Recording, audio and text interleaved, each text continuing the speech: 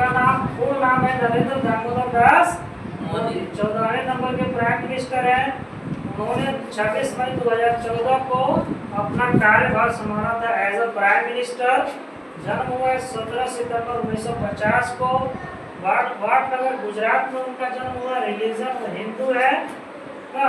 उनकी पत्नी का नाम यशोदाबेन, माता का नाम हीराबेन और फादर का नाम है दामोदर दास मूलचंद मोदी। ये पर्सनल डिटेल है, आप लोग को याद रखना है। ये वाला ज्यादातर ना आपको कब एज्यूम किए थे 26 मई 2014 को, और सीएम रह चुके हैं 2001 से लेकर के 2014 तक गुजरात से ना। अभी मेंबर ऑफ पार्लियामेंट वाराणसी से। ये तीन चीज आपको जरूर याद रखना है ना। ये तीन चीज याद रखना है। बाकी आप अगर नहीं भी याद रखते हैं तो उतना दिक्कत नहीं है। ये तीन को हम एरो लगा दिए हैं, इसको आप लोग जरूर याद रख लीजिए। उन्होंने क्या क्या स्कीम लॉन्च किया है, तो यहाँ पे 7 स्कीम लिखे हैं। अभी और भी स्कीम बहुत सारा उनका। टोटल स्कीम के बारे में हम लोग बारी बारी से जानेंगे। पहला है प्रधानमंत्री जन धन योजना ना। प्रधानमंत्री जन धन योजना में क्या हुआ था, जब प्रधानमंत्री जन धन योजना में काला धन को मोदी जी बोले थे कि विदेश में जितने भी नेता या बड़े बड़े जो ठेकेदार वगैरह पैसा छुपा करके रखे हैं, उसको हम इंडिया में लेकर के आएंगे और सारे पब्लिक को बीच में बांटेंगे, पैसा को डिस्ट्रीब्यूट करेंगे। तो उसी दौरान उन्होंने खाता खुलवाने का काम किया था सारे पब्लिक से ना। तो खाता खुलवाया था इसी स्कीम के तहत, प्रधानमंत्री जन धन योजना के तहत। तो 0 बैलेंस पर अकाउंट खुला था उस समय।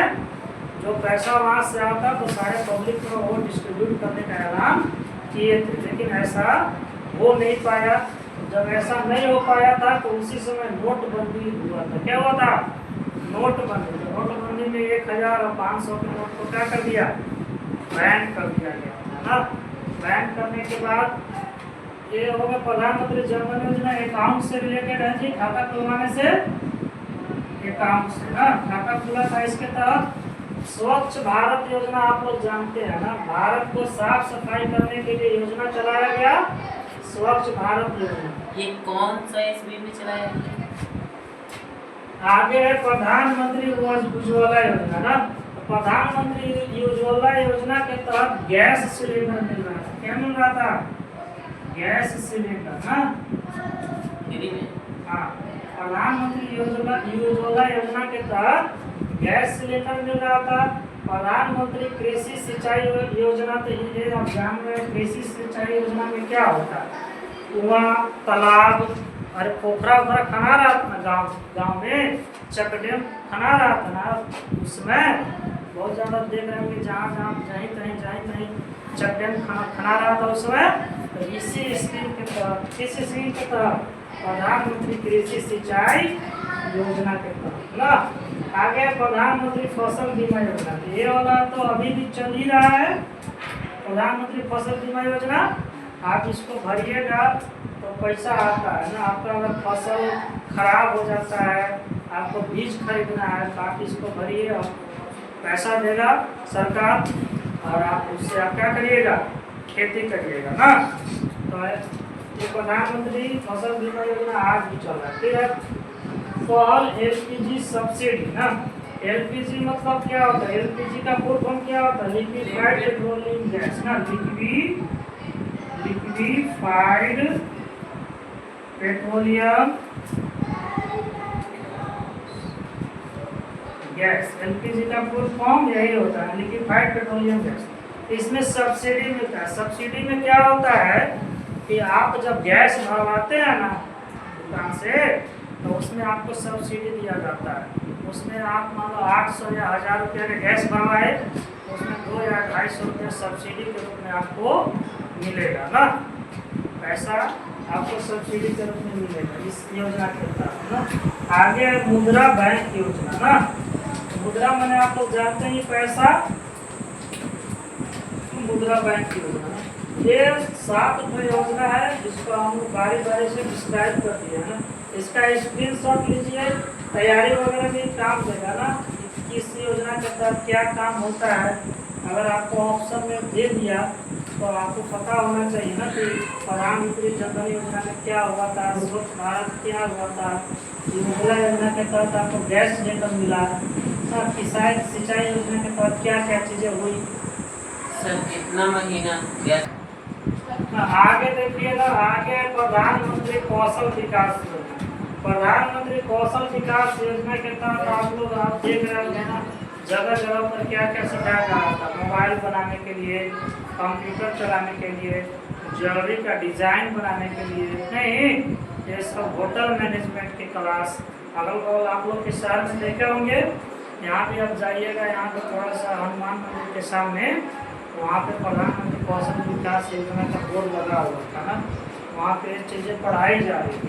कौशल विकास योजना के तहत युवाओं को क्या किया जा रहा था, शिक्षित किया जा रहा था ना, उनको रोजगार देने के लिए कुछ 6 महीना 4 महीने का कोर्स सिखाया जा रहा था इस योजना के तहत। कौन सा योजना?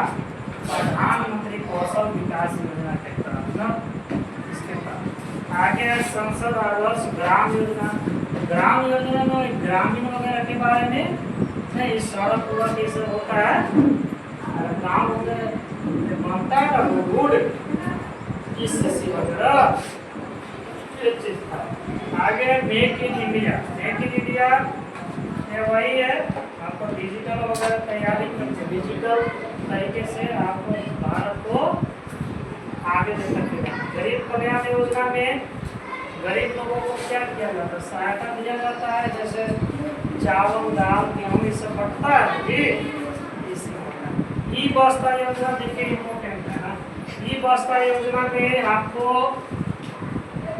डिजिटली रूप से बच्चों को पढ़ाने के लिए ई बस्ता योजना का शुभारंभ किया गया है। आप अभी सरकारी स्कूल में भी ये चीज़, स्कूल अभी तक तो पूरा तरीके से लागू नहीं हो पाया है, लेकिन ई बस्ता योजना में यही हो गया कि आप टीचर भी हैं तो आपको फिंगर लगाना होगा है ना। आप क्लास में एंट्री मारे तो फिंगर लगाइए, और आउट किए तब पर भी फिंगर लगाइए। बोर्ड वगैरह सब लैपटॉप वगैरह भी बांटते हैं कोई स्टेट में ना। ई बस्ता योजना में डिजिटली रूप से बच्चों को पढ़ाने के लिए। सुकन्या योजना में क्या होता है कि जो छोटी बच्ची होती है ना, जन्म लेती है ना, तो उनको कुछ पैसा आप लोग इन्वेस्ट करते हैं महीने महीना, तो लगभग वही 21 साल उम्र जब उसका हो जाएगा 21 साल ना, उस पैसा पर पूरा इंटरेस्ट जोड़ करके आपको शादी करने के लिए पैसा मिलेगा। अगर आप लोग के मान लो शादी भी होगा तो ये वाला लाभ ले सकते हैं सुकन्या योजना का।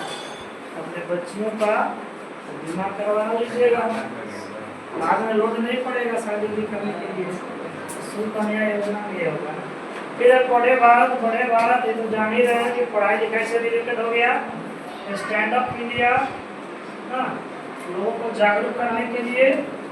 अटल पेंशन योजना में क्या होता है, पेंशन मिलता है। क्या मिलता है? पेंशन मिलता है। पेंशन आप लोग जानते हो पेंशन किसको मिलता है? बूढ़ा वृद्धा के लिए मिलता है, वृद्धा पेंशन वगैरह मिलता है। अभी सरकारी कोई रिटायर करता है तो उसको क्या मिलता है? पेंशन मिलता है ना, रिटायरमेंट मिलता है।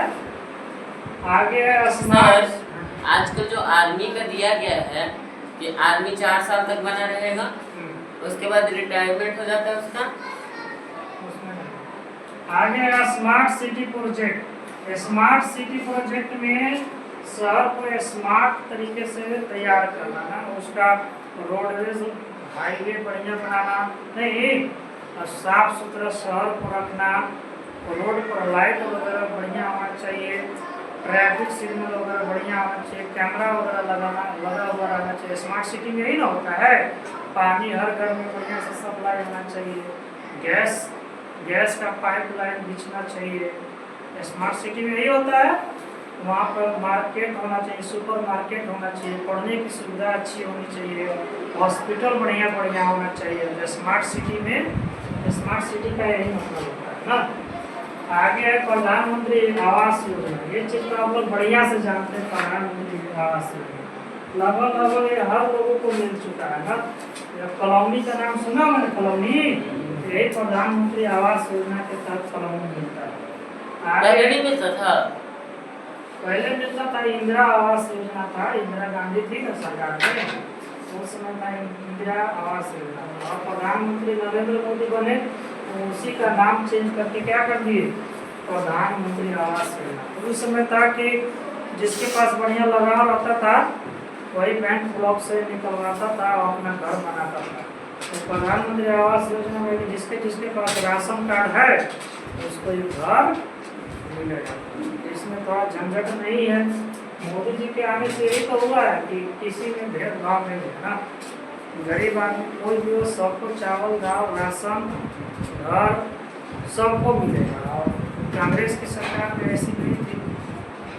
सरकार का बड़ाई बुराई नहीं कर रहे हैं, लेकिन जो चीज़ है वो बता रहे हैं ना। अब जो सच्चाई है वो सच्चाई है। अगर मान लो आने वाले दिन में कांग्रेस सरकार भी ऐसी करती है ना कि सारे लोगों को इक्वली डिस्ट्रीब्यूट करे तो क्या दिक्कत है, उसको भी वोट मिलेगा तो भी सरकार में आएगी। आगे क्या है, डिजिटल योजना। डिजिटल योजना में आप लोग समझ ही रहे हैं, डिजिटल कर देना नहीं, सभी के पास मोबाइल होना चाहिए, वाईफाई की सुविधा होना चाहिए, लैपटॉप वगैरह सबके पास होना चाहिए। आगे क्या है, डिजी लॉकर ना।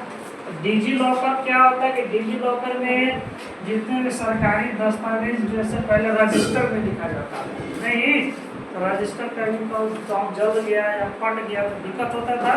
और डिजी लॉकर में आपको क्या रहेगा, डिजिटली रूप से वो सब मेंटेन करेगा, डिजिटली डाटा रहेगा आपके पास, वो कभी आपको दिक्कत नहीं होगा। किसी का भी नाम ढूंढना है या किसी का कुछ भी निकालना हो तो डिजी लॉकर में रहेगा सेव, वहाँ से आसानी से आपको पता चल जाएगा। आगे है गोल्ड मेंशन। गोल्ड मेंशन ना स्कीम, इसके तहत क्या होता है कि आप बैंक में गोल्ड रख सकते हैं, सोना रख सकते हैं। सोना आप रखिएगा तो आपको बैंक आपको इंटरेस्ट देगी, पैसा देगी, कुछ पैसा इंटरेस्ट पर 2.5% के आसपास देती है। और फिर सोना भी देगी। हाँ सोना भी देगी, तो रिटर्न कर देगी। फिर वो सोना को क्या करेगी, बैंक बेच देगी। बेचेगी तो उसको पैसा मिलेगा, उस पैसा को किसी और को देगी, और किसी और को देगा तो वो उसको इंटरेस्ट देगा ना, तो उससे इंटरेस्ट ज़्यादा लेगा, आपको इंटरेस्ट थोड़ा कम देगा। जो ज़्यादा लेगा उससे जो पैसा बचेगा अपने कर्मचारी वगैरह को शेयर करेगा, उससे पैसा जो बचेगा वो भारत सरकार के पास जाएगा, तो अपना प्रॉफिट रख के फिर आपको रिटर्न इंटरेस्ट करके दे दिया। कौन सा स्कीम, गोल्ड मेंशन स्कीम। आप लोग सोना वगैरह खरीदते हैं तो चाहे तो सोना को खरीद लीजिए, इसके बाद बैंक में रख लीजिए सोना को, पैसा भी मिलेगा और बाद में सोना भी मिल जाएगा। बढ़िया है जी गोल्ड मेंशन से स्कीम। घर में सोना रखने से बढ़िया कि बैंक में रखिए, पैसा भी मिलेगा, बाद में सोना भी मिल जाएगा। आप लोग इसका स्क्रीनशॉट लीजिए जल्दी से।